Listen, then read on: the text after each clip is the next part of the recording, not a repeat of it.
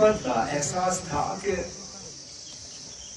दिल्ली की लगातार कोशिश रहेगी कि किसी तरह वो मुझे खामोश करे, लेकिन किस हद तक जाएंगे ये मैं पूरी तरह से समझ नहीं पाया था।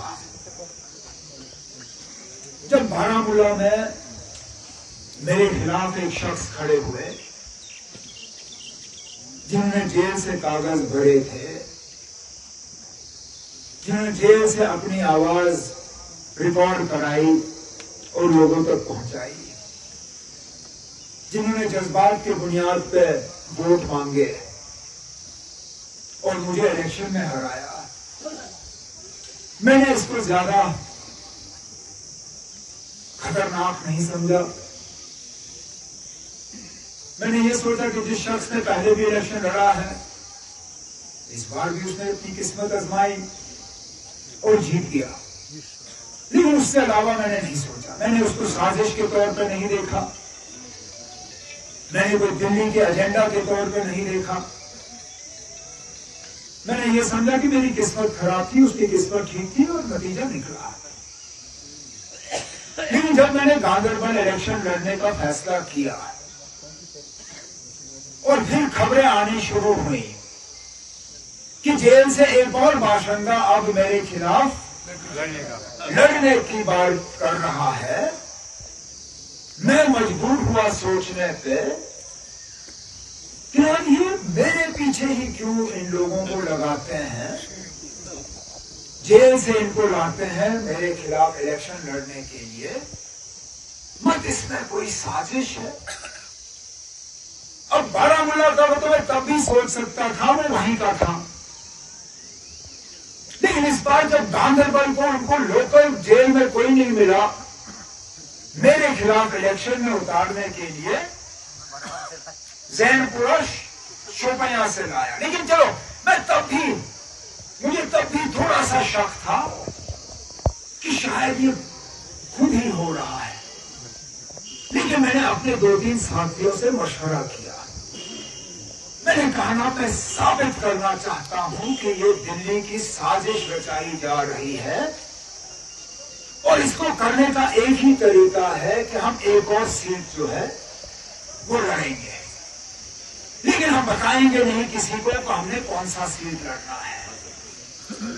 हम आखिर में 1-2 जगहों से फॉर्म इकट्ठा करके, लेकिन चुपचाप तरीके से सुबह फैसला करके एक जगह कागज भरेंगे।